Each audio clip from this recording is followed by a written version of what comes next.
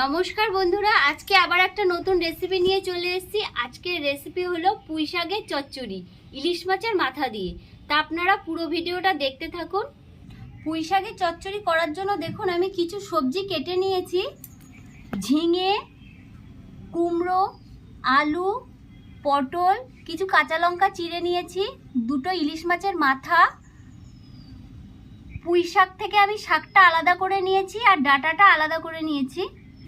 নুন আর হলুদ ভালো করে আমি মাখিয়ে নিচ্ছি।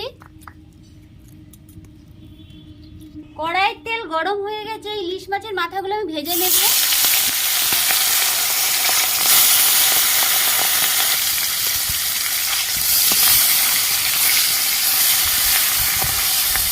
লাল করে ইলিশ মাছের মাথা ভাজা হয়ে গেছে, আমি এখন তুলে নিচ্ছি। লাল করে দেখুন ভেজে নিয়েছি। এই তেলের মধ্যে একটা শুকনো লঙ্কা ফোড়ন দিয়ে দিচ্ছি, 5 ফোড়ন। কেটে রাখা সবজিগুলো দিয়ে দিচ্ছি।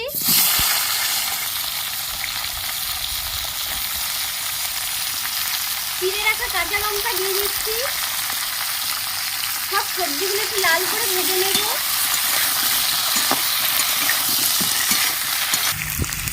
পুঁই শাকের ডাঁটাগুলো দিয়ে দিচ্ছি।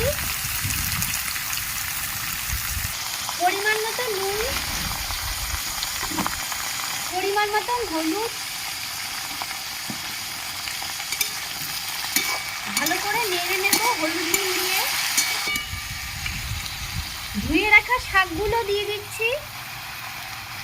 বন্ধুরা, এই পুঁই শাকের চচ্চড়িতে আমি কোনো জল দেব না, শাক থেকেই জল বেরোবে। এবার আমি ঢাকাটা দিয়ে দিচ্ছি। ঢাকাটা খুলে আমি একটু দেখে নিচ্ছি।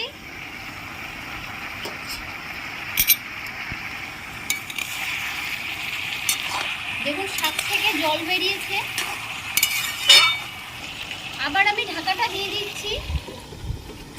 দেখুন সব সবজিগুলো নরম হয়ে গেছে।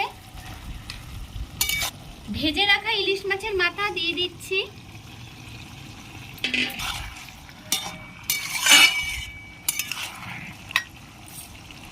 সামান্য একটু মিষ্টি দিয়ে দিচ্ছি।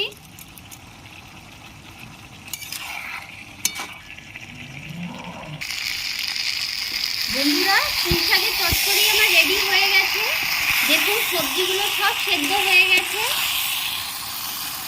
বন্ধুরা, এত সুন্দর একটা গন্ধ বেরোচ্ছে না ইলিশ মাছের মাথা দিয়ে, আর তার সঙ্গে পুঁই শাকের গন্ধ, সব মিলিয়ে যেন এত সুন্দর গন্ধ লাগছে, মনে হচ্ছে না এক্ষুনি গরম ভাবে মাখিয়ে খেয়ে নিই। এখন আমি নামিয়ে নিচ্ছি।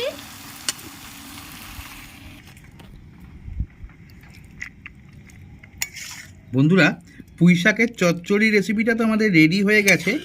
যদি আপনাদের ভিডিওটা ভালো লেগে থাকে তাহলে লাইক, শেয়ার, কমেন্টস এবং সাবস্ক্রাইব করবেন এবং পাশে থাকা বেল আইকনটা প্রেস করে দেবেন। তাহলে আবার যখন নতুন ভিডিও আপলোড করব সাথে সাথে নোটিফিকেশনে চলে যাবে।